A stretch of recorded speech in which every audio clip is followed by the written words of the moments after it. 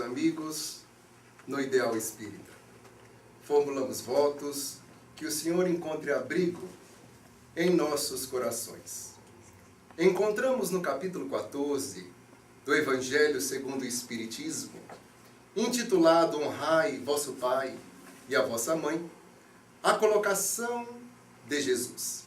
Afirma Mateus, Marcos, Lucas, que Jesus Cristo adentrou-se dentro de uma casa e ela estava tão cheia que eles não puderam nem ter a refeição. De repente, chega a sua família lá fora e aqueles que rodeavam Jesus olham carinhosamente e diz: Senhor, a sua mãe e os seus irmãos encontram-se lá fora.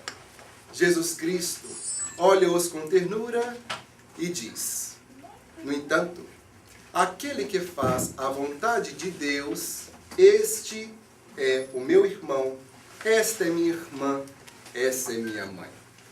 Alguns que estudam de forma rápida esta passagem interpretariam que Jesus Cristo estaria denigrindo a sua própria família, o que não é verdade. O que Jesus queria exaltar é que a nossa família trata-se de ser a família universal. Somos, por consequência, irmãos e irmãs de todos nós, já que o nosso Pai é o mesmo Deus. E por que nós vivemos em família? Ora, afirmam os Espíritos, através de estudos, dentro do livro Estudando o Espiritismo e outros de Joana de Ângeles, que vivemos em grupos familiares pequenos, reduzidos de 5 a 10 pessoas, para praticarmos a convivência com a família universal, já que aquele que não é fiel no pouco, não será no muito. Como que aprenderemos a amar toda a humanidade se não conseguimos amar um grupo reduzido de pessoas? E nós, imigrantes, nos encontramos numa situação peculiar. Por quê? Porque somos convidados a conviver com pessoas que não fazem parte dos nossos laços consanguíneos.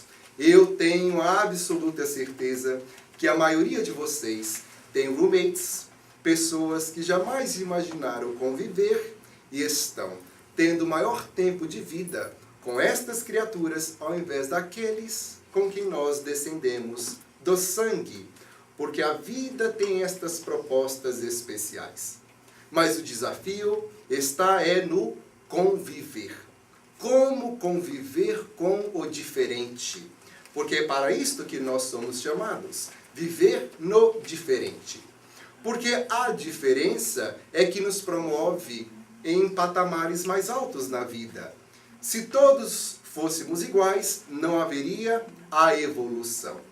Basta observarmos as engrenagens do relógio. Por serem diferentes é que dão a hora exata. Se todas as peças fossem de tamanho igual, não haveria o horário certo. Daí, quando convivemos com criaturas diferentes, é exatamente para trabalhar dentro de nós o que precisamos desenvolver. Mas um grande psicólogo e psiquiatra, aqui mesmo nos Estados Unidos, procurou nos ensinar por que conviver com outras criaturas é tão difícil. Ele escreveu um livro que se notabilizou na década de 70, intitulado A Estrada Menos Percorrida. E a abertura do livro é: A vida é difícil.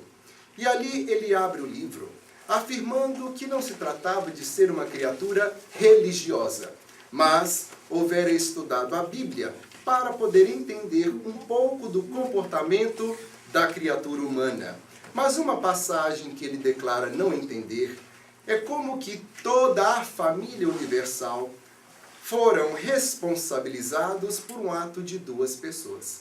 A desobediência de Adão e Eva, porque eles comendo uma maçã, toda a família ficou responsável por isto. E assim ele passa os anos procurando dar o tratamento aos seus pacientes. E à medida que ele foi ganhando experiência, ficando mais sábio, os pacientes se multiplicaram, ele notou uma semelhança em cada paciente. Mesmo que eles estavam pagando uma alta soma para poderem ficar tratados, todos eles ofereciam uma resistência ao tratamento. E ele não conseguia entender por que isto. Já que você está me pagando tanto dinheiro, por que resiste tanto a ficar melhor?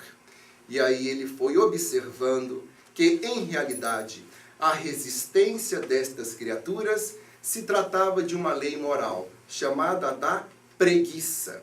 Então ele informa o seguinte, que na lei de física existe, na termodinâmica, a lei que estabelece que todos os sistemas no universo tendem a permanecer no estado de menos consumo de energia. E nós, criaturas humanas, somos um sistema. Por isso, gostamos de permanecer num estado de menos consumo de energia. Assim, ele afirma que finalmente consegue entender o pecado original. Ele afirma que o pecado original não é o sexo, e sim que Adão e Eva, após serem proibidos por Deus para não pegar a maçã, eles nunca tiveram o trabalho de questionar a Deus. Por que não posso comer desta maçã? Por que esta árvore é proibida? Então o Dr. Scott afirma que isso trata de ser uma preguiça mental. Então, o pecado original que todos nós herdamos na humanidade não foi o sexo, e sim a preguiça. Mas alguns afirmariam, como que eu sou preguiçoso? Desde que cheguei nos Estados Unidos, trabalho 7 dias por semana. Não aguento mais trabalhar, todos reclamam, afirmam que eu não estou aqui vivendo para desfrutar, e sim vivendo para trabalhar. Isto pode ser não preguiça física, mas uma outra classe de preguiça. Existem várias. Alguns afirmam, eu posso fazer o dia todo atividades físicas, no entanto, pego no livro e logo começo a sentir um sono. Não consigo parar para estudar, que sinto um sono terrível. Chego no centro espírita para escutar uma palestra e vai me caindo um peso nas pálpebras que nada consegue mantê-las abertas. Aqueles que são acompanhados por casais, a namorada costuma a deitar no ombro do namorado. E ali já vai o sono. Aqui eu vi que vocês estão muito bem com essa técnica de manter as cadeiras bem longe da parede. Porque a preguiça faz com que a gente vá encostando na parede e perdemos a mensagem que é importante. Mas o Dr. Scott, sem saber do espiritismo, afirma que também há dentro de nós uma força que nos impulsiona para a frente, para o progresso, para a evolução. E é Allan Kardec que descreve no Livro dos Espíritos, na terceira parte, na Lei do Progresso, que todos nós somos submetidos ao progresso. E que o progresso intelectual ajudar-nos a ter o progresso moral, logo de futuro. E é por isto que o Dr. Scott afirma que o nosso crescimento moral evolutivo só dará com a convivência com as criaturas. Se quisermos permanecer no mesmo estágio evolutivo, podemos fugir para uma montanha e lá ficar meditando indefinidamente. Muitos afirmam, meditar na montanha me traz paz, me traz harmonia. É verdade. No entanto, o que acontece é um fenômeno curioso. A montanha em si já está pacificada. A criatura chegando lá vai absorver os fluidos de paz da montanha, mas o desafio de obter a paz é aqui embaixo, junto com o convívio com os familiares. E que familiares são esses? Não exatamente aqueles que estão dentro da nossa casa, mas qualquer um que faz a vontade do Pai, conforme Jesus colocou. E um dos maiores desafios em viver em família é a dificuldade do perdão. Como é difícil às criaturas perdoar. Pessoas que vivem com mágoas no coração, e estas mágoas definem o comportamento da criatura depois de vários anos logo em seguida. É a psicologia que nos ensina. Vejamos a situação clássica da jovem abandonada no altar. Ela encontrou o príncipe encantado. Fantasiou-se que iria tudo dar certo, porque a mulher é uma criatura curiosa. Já nasce planejando o vestido de noiva. E assim vai crescendo, encontra o príncipe encantado, mas como nós não somos príncipes encantados, sapos disfarçados de príncipes, este príncipe foge, deixa-a abandonada, desfaz o noivado, e assim, de futuro, por ela reter a mágoa, a decepção, o ressentimento, vai projetar nos futuros encontros, nos futuros namorados, a imagem do namorado que a abandonou. Veja que esta falta de perdão, o ressentimento, distorce a sua realidade. A criatura diz: eu não consigo perdoar. Conviver com fulano, com ciclano, me é um desafio muito grande, porque eu olho e já sinto aquela antipatia. Nós brasileiros temos uma desculpa impressionante. Chegamos no local, olhamos para alguém e afirmamos: o meu santo não bateu com o santo desta pessoa. A minha mãe acostumava falar isto. E eu cresci escutando estas ideias. Até que eu aprendi no Espiritismo que os santos sempre se batem. Eles já estão harmonizados, já estão evoluídos. No entanto, o que minha mãe fazia e nós fazemos é uma transferência psicológica. Porque se é o meu santo que não bate com o santo dela, quem tem que modificar é o santo, e não eu. Permaneço igual como eu sou. Daí eu falo: mãe, o teu santo está ótimo. Você é que tem que modificar. Os seus santos estão batendo, mas a senhora que não se bate com ela. Resolva-se, mas eu não a suporto. Eu a detesto. Mas, mãe, você vê que toda vez que dali você sai irritada, constrangida, você está permitindo a pessoa lhe manipular. Nós dizemos: não levo desaforo para casa. Se uma situação difícil me acontece, eu sou daquelas que deixo tudo para resolver. Não levo desaforo. No entanto, vá para casa, não apenas com desaforo, com a raiva, com a azia, com gastrite, de antipatia daquela situação. Conviver em família, então, é um desafio, porque não conseguimos perdoar. E a falta de forças para perdoar é simplesmente a nossa falta de entendimento do que significa perdão. Muitos acreditam que perdoar é esquecer. Ora, esquecer depende do nosso cérebro. O nosso cérebro tem neurônios específicos que foram desenhados pela biologia através de 200 milhões de anos para reter informação. Já vemos que perdoar não tem nada a ver com esquecimento. Alguns acreditam: mas se eu perdoar, fulano vai ficar muito bem. Conviver com essa criatura, depois de tudo que me fez, e eu a perdoar, de jeito nenhum. Ora, perdoar não significa que estaremos liberando a criatura das responsabilidades do que aconteceu. Quando eu perdoo alguém, a pessoa está sob a lei de causa e efeito. E vai ter que assumir as consequências do seu ato. E a lei é lei. Não preciso gostar dela, não preciso me simpatizar, entender. Como a lei da física. Se eu soltar este lápis aqui, todos nós saberemos o que vai acontecer. Ele vai cair. Por quê? Existe uma lei física chamada da gravidade. Todos os objetos tendem a ser puxados para o centro da Terra. Por ser lei a gravidade, eu não preciso gostar de gravidade. Não preciso entender de gravidade. Eu posso até mesmo nunca ter escutado sobre gravidade. No entanto, em qualquer lugar que eu for do mundo, se eu estiver descendo uma escada e errar um degrau, vou cair, porque estou sob a lei da gravidade. E as criaturas, todas elas, estão sob a lei de causa e efeito. Tudo o que eu faço retorna a mim mesmo. Daí, se alguém me prejudica, se o convívio com certa criatura é muito difícil pelo mal que esta pessoa me faz, isto não deveria me perturbar. Porque a criatura vai ter que ser sempre responsável pelos seus atos.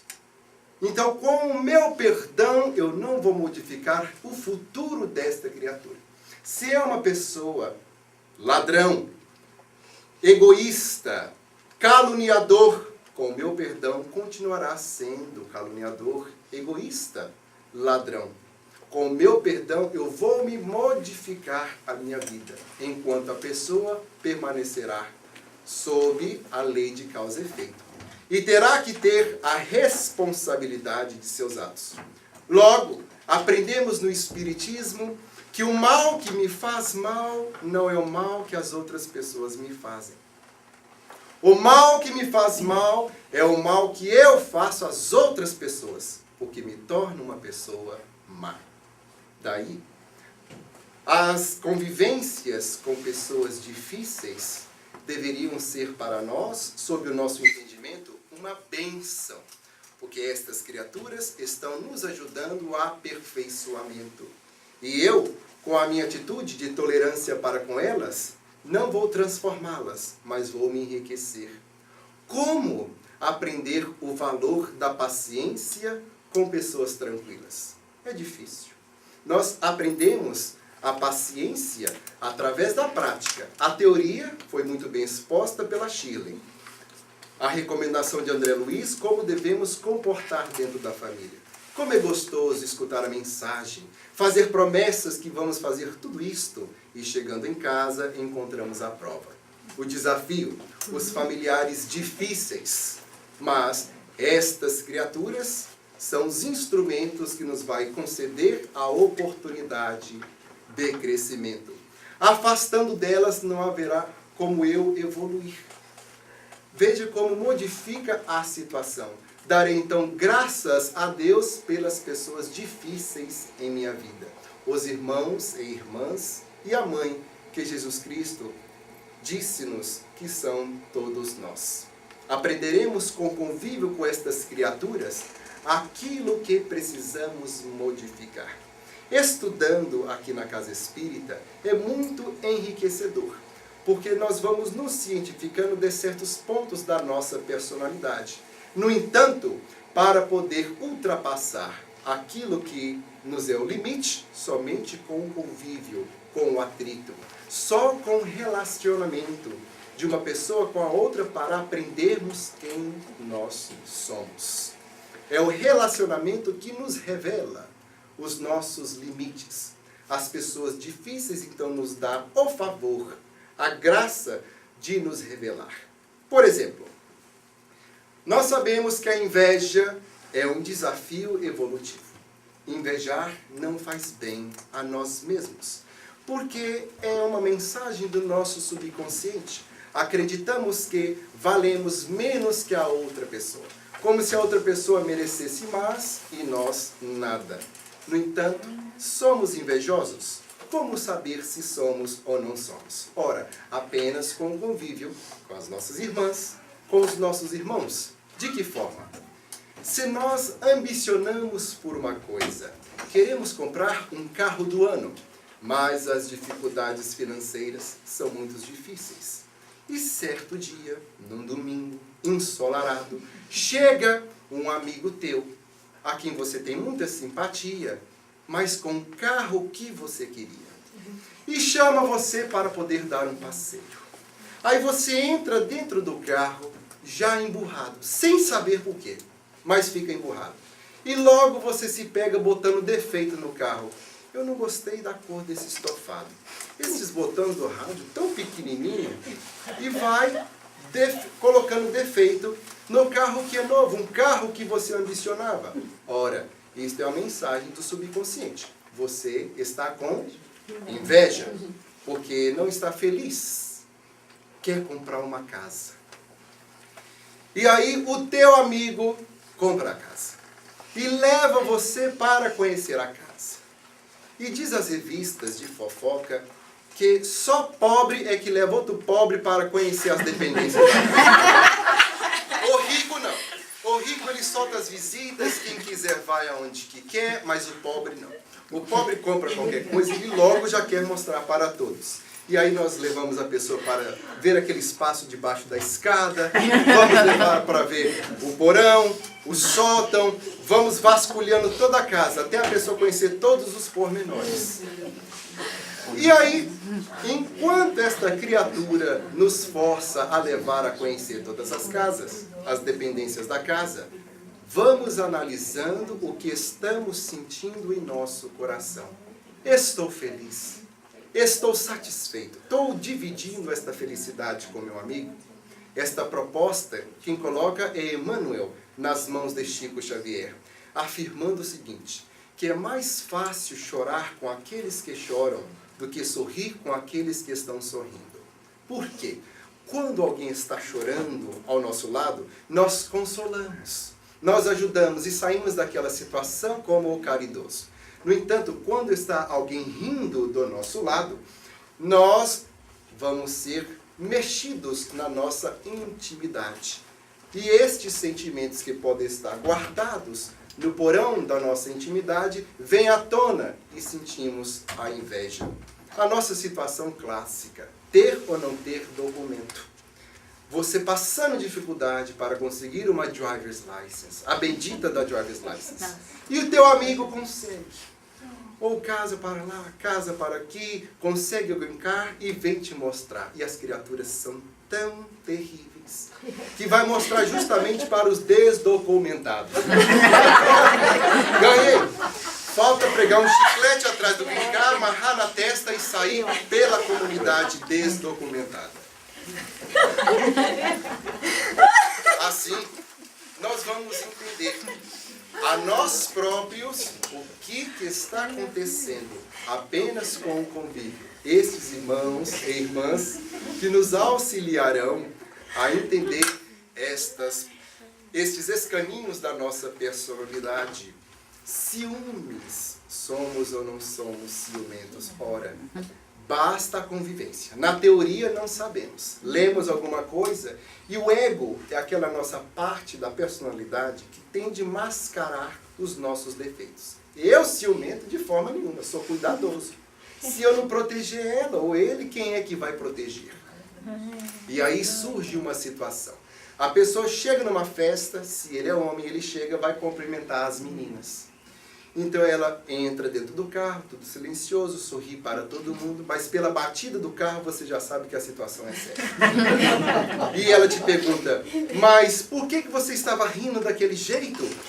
E vai te espremendo, te perguntando.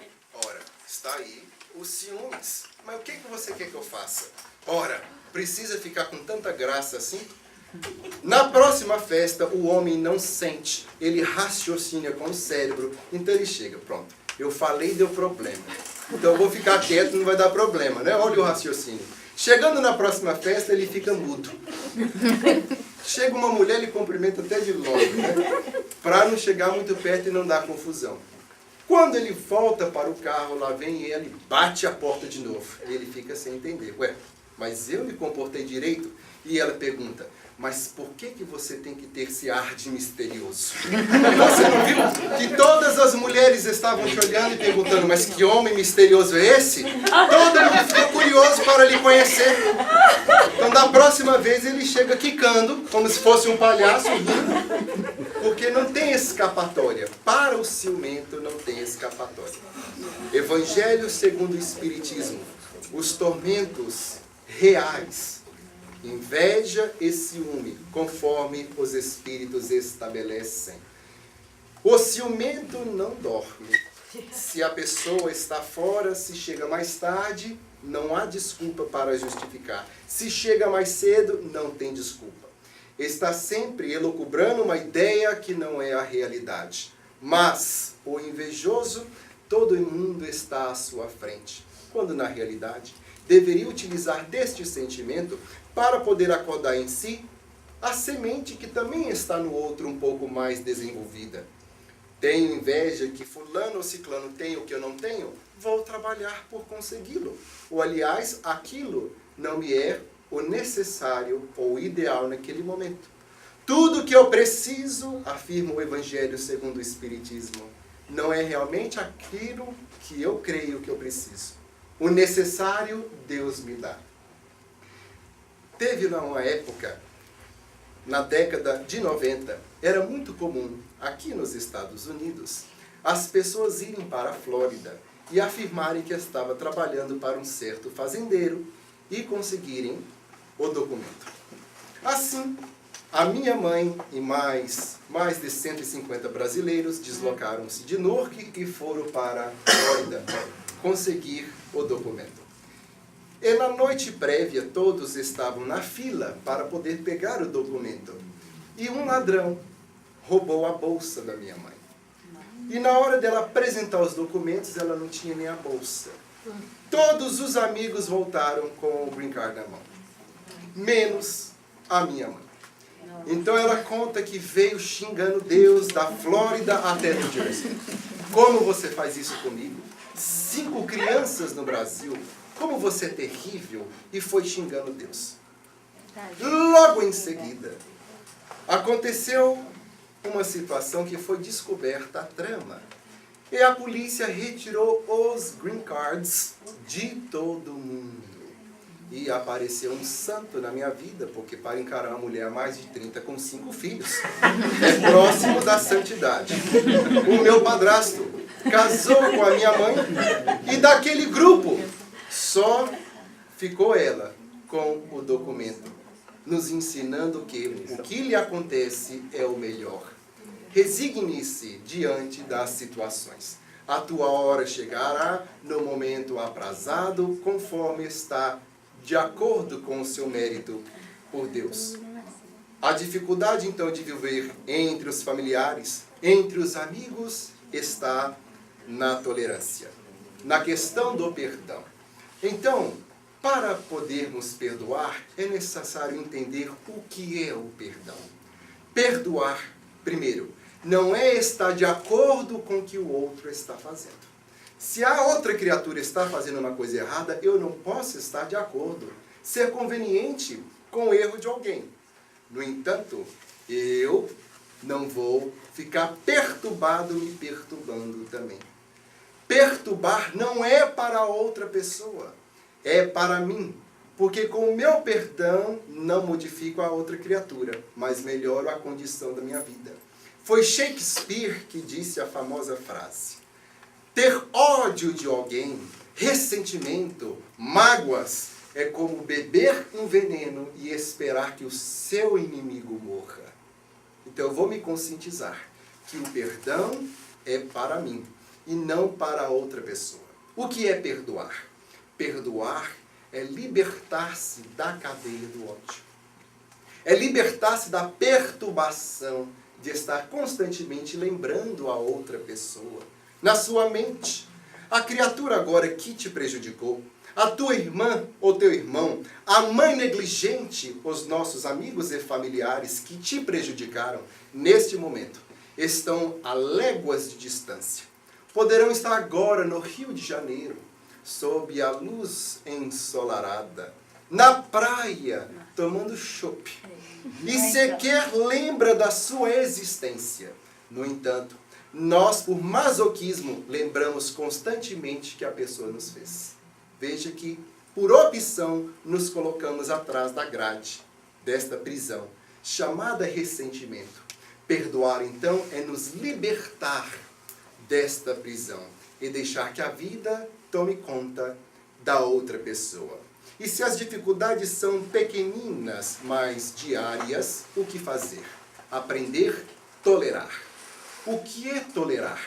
É conceder que o indivíduo encontra-se no estágio evolutivo. E você, por ter conhecimento, deve entender, compreender, que não significa concordar. É entender que a criatura está numa outra faixa de compreensão da vida. Como nós, uma criança que derruba um copo de leite, nós entendemos que esta criança tem conhecimento muito limitado da vida. Nós ensinamos para que ela limpe o carpete, não faça mais isto, mas não ficamos bravos. Nós não a chacoalhamos, porque entendemos que é apenas uma criança. Assim, as pessoas que são chamadas a conviver conosco, teremos essa atitude de tolerar, de entender e principalmente não criar expectativas. Quantas pessoas afirmam, me desiludir com o ciclano, como eu me decepcionei com o fulano, esperava tanto. A própria palavra já diz, desilusão. Se é tirou então uma ilusão. E é a criatura que criou uma ilusão sobre a outra. Quantas expectativas criamos sobre as outras pessoas? No entanto, as pessoas não têm o dever de atender à nossa expectativa. As pessoas são o que são. No entanto, fazemos uma imagem daquela criatura e a pessoa tem que viver conforme o nosso padrão. E não vai viver. Não vai viver. Não se engane. As pessoas viverão conforme lhe apraz. É muito comum, no início do namoro, as pessoas atenderem à vontade um do outro. Nós chamamos isto, na psicologia, de máscara. Cada um coloca a sua máscara. No entanto, com a convivência, que demora aproximadamente de 2 a 2 anos e meio, a fricção da vida diária tira a máscara do rosto. E a pessoa revela como é e não o que parece. Se você realmente quer saber como é o seu namorado antes de você se comprometer com ele, observe como ele trata outras mulheres ao seu redor. Como ele trata a mãe dele, a irmã dele, a garçonete do restaurante. Porque dali, depois de 2 anos, é assim que ele vai lhe tratar. Pode crer, nós somos assim. Com a fricção diária da máscara. E as pessoas têm o direito de serem como são. Nós é que não podemos criar a expectativa sobre a pessoa. A expectativa é, eu quero que você comprometa-se assim. Que você se comporte assim. Chegando em casa, faça isto e aquilo e seja desta forma. A pessoa pode até nos obedecer, mas não vai nos amar. Vemos casais escravos uns dos outros nesta convivência familiar. E há homens que obedecem às suas esposas por medo. Por medo. Mas elas não são amadas, são temidas. E a recíproca também é verdadeira. Por isto que não devemos criar expectativa. Vamos desejar o melhor com aqueles que nós fomos chamados a viver. Desejar o melhor é vibrar que a pessoa acerta. No entanto, não vou esperar algo que a pessoa não pode oferecer. Isto é muito comum. Trago alguém para dentro de casa. Eu espero que você faça isto. Decepção garantida. Mas eu tenho um amigo que ele é assim. Então eu quero que você faça isto, aquilo e depois o outro. Decepção garantida. Porque o amigo não tem obrigação de nos atender. Então quando Jesus Cristo propõe que aquele que fizer a vontade do Pai é minha mãe, é meu irmão, é minha irmã, é considerando que todos nós estamos sobre a família universal. Temos o dever de conviver um com os outros. Lei da sociedade, conforme está no Livro dos Espíritos, parte 3. Não há como fugir. É necessário esta convivência, porque sem a convivência não há o crescimento. Dê graças então à vida pelas pessoas que estão ao seu redor.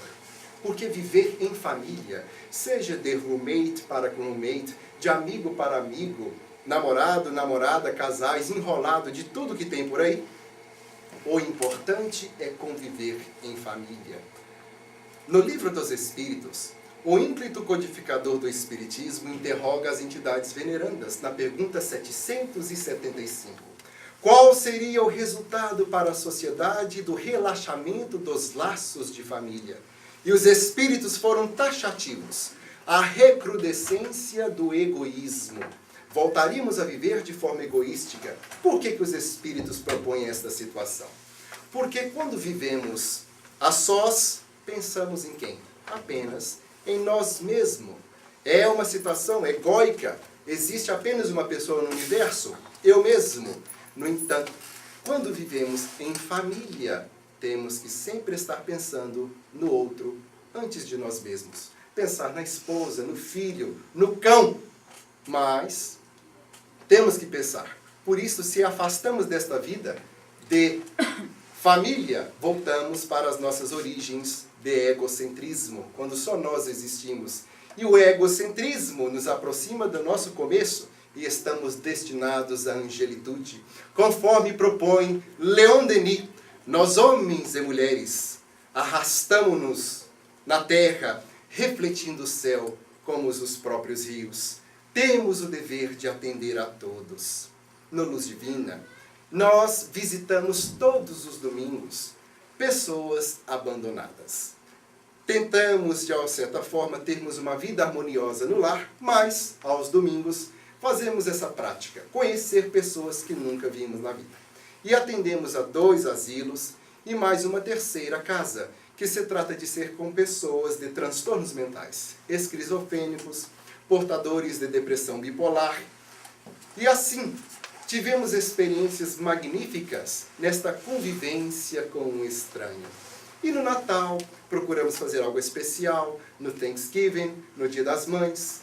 Mas, no entanto, em julho, em pleno verão, um nosso amigo, que já foi embora para o Brasil, o nosso querido João Bosco, resolveu levar um violão para cantar para os velhinhos. E você imagina que ninguém do grupo falava inglês. E eu não estava por perto aquele dia. E os amigos levaram e falaram, mas o que nós vamos cantar para esses americanos com violão? E o João Bosco falou, vamos cantar o que eles entendem. Podemos cantar lá com caracha, lá com caracha. E assim foram, entraram num quarto. E nesta prática de atender o próximo, conviver com todos, entraram dentro de um quarto e havia 3 pessoas. 2 velhinhos dormindo e uma velhinha acordada. Ele entra então com o violão, vamos cantar? Vamos. E começou a cantar, a cantarolar, lá com o caracha. E a velhinha começou a bater palma, toda alegrinha, se emocionou. E de repente a música acabou e ela querendo outra coisa, falou, mas o que é que nós vamos cantar? Olha, a única música que eu sei cantar é Merry Christmas. Ok, então vamos cantar. Feliz Navidad, que começa em espanhol. Feliz Navidad. Mas como vocês sabem, há uma parte da música que a nota ela sobe muito. I wanna wish. E quando o João Bosco faz esse I wanna wish, o velhinho que está do lado acorda assustado e diz, meu Deus, será que eu dormi por 6 meses? Não é possível. E todos saíram em gargalhada, felizes por esta convivência com o diferente. Busque, então, esse relacionamento com pessoas diferentes que nos faz muito bem. O importante é você passar o melhor de você para o seu irmão, para a sua mãe postiça, para as suas irmãs. Conta que numa floresta havia uma galinha muito enciumada das outras galinhas. Ela não conseguia engravidar. E as outras galinhas eram terríveis, porque passava com seus pintainhos para lá e para cá. E ela entrou numa depressão, na amargura. Fazia de todo. Já havia passeado com todos os galos do galinheiro. E nada dela conceber. Desesperou-se. Disse, eu não aguento mais essa amargura. Entrou em profunda depressão e desapareceu pela floresta fora. E chegando lá, viu um ovo no chão. Se emocionou. Começou a cuidar do ovo. Este é meu. Não importa o que galinha perdeu, mas deste eu cuido. E começou a cuidá-lo.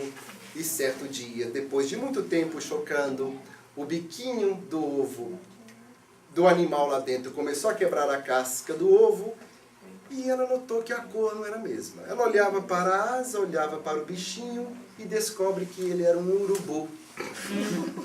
O urubu então não reconhece ela como mãe e sai correndo pela floresta. Ela entra então agora numa depressão mais profunda. Meu Deus, não é possível. E ao retornar para o galinheiro, ela acha um outro ovo. Mas era um ovo um pouco grande, mas não importou. O que importava o tamanho, o importante era cuidar. Então ela, mais uma vez, começa a proteger, a dar calor. Quebra-se o ovo e ela nota que as penas estavam muito coloridas. O que aconteceu? Era um pavão. Mais uma vez ela se desespera, porque aquele pavão não queria nada com ela. Ela prossegue na sua jornada desesperada e acha um terceiro ovo.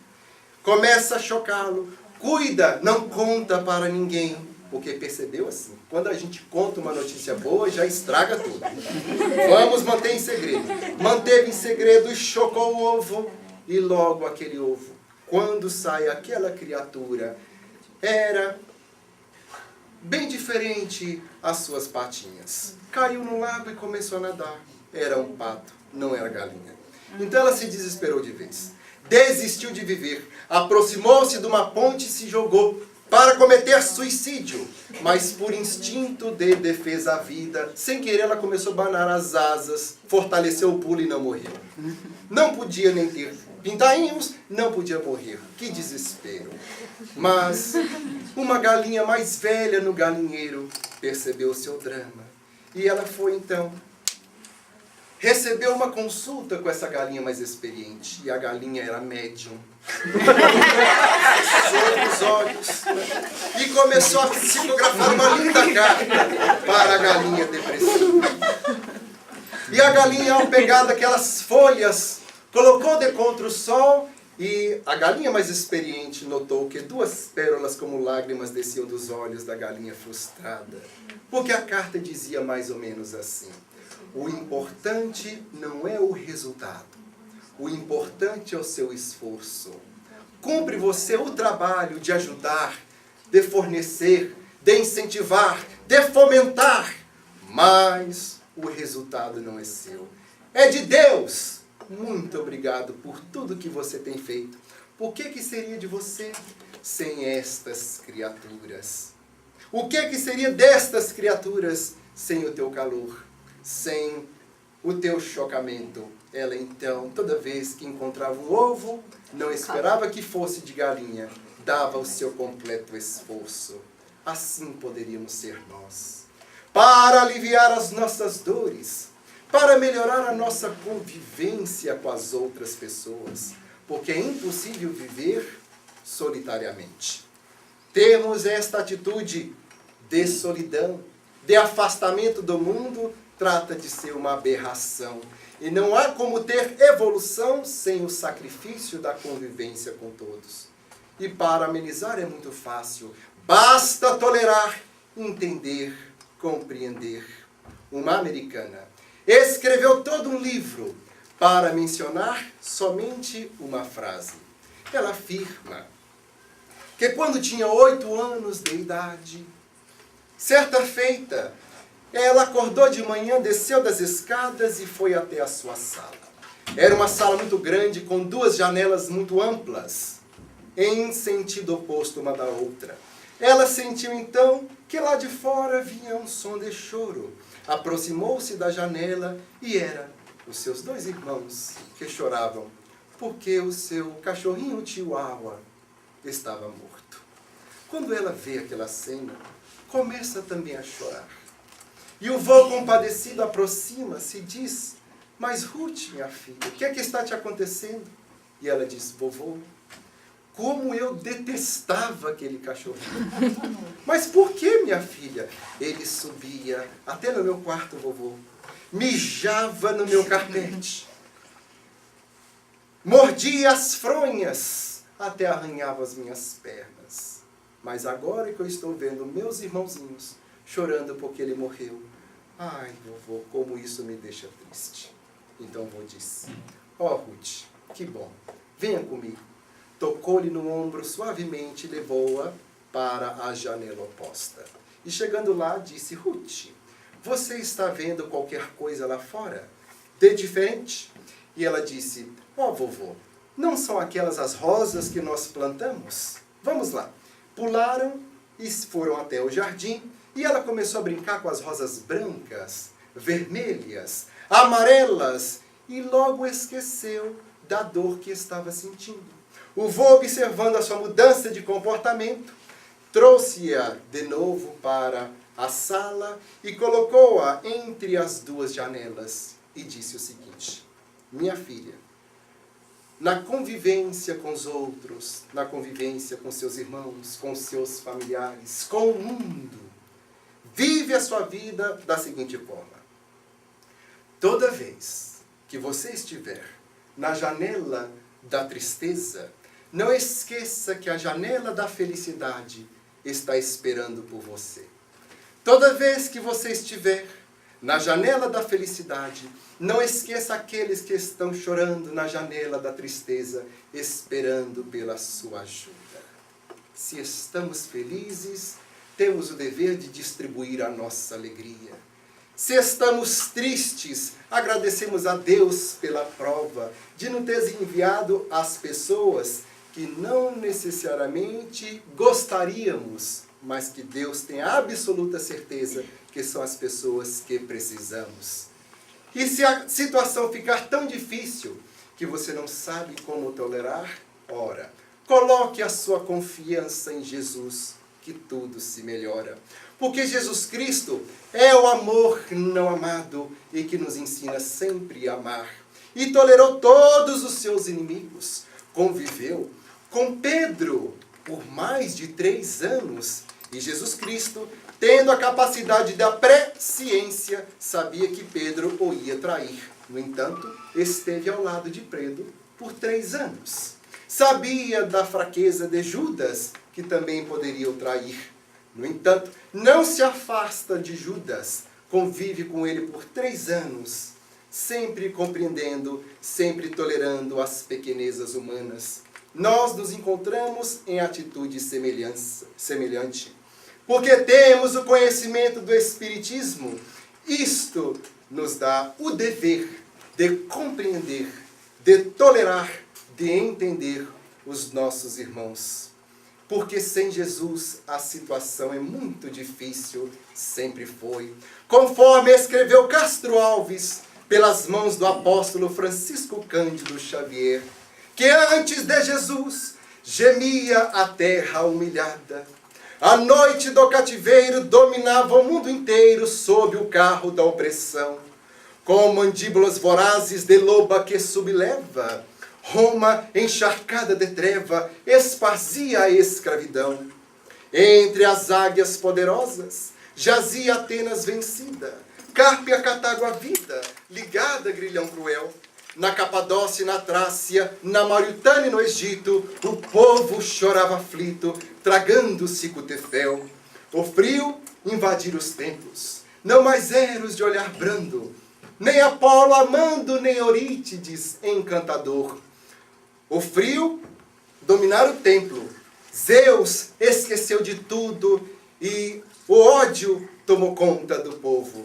Mas quando o mal atingir o apogeu da indiferença, disse Deus da altura imensa, faça-se agora mais luz.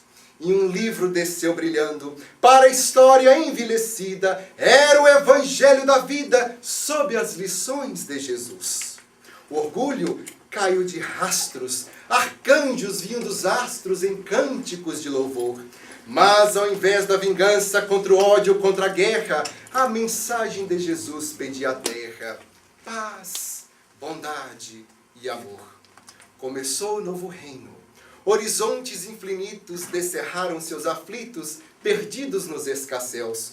Os fracos e os desditosos, os tristes e os deserdados, contemplaram deslumbrados novos rumos, novos céus. Desde então a humanidade trabalha, cresce, porfia, ao clarão de novo dia, por escalar outros sóis. E a mensagem continua em sublimes resplendores, formando renovadores, santos, artistas e heróis.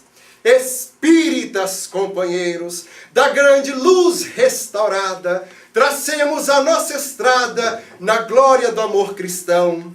e servindo alegremente na luta, na dor, na prova. Busquemos no Espiritismo o retorno da Boa Nova, o Evangelho da Redenção. Muito obrigado, meu Deus, pela bênção do falar. Obrigado a vocês pela paciência de nos escutar.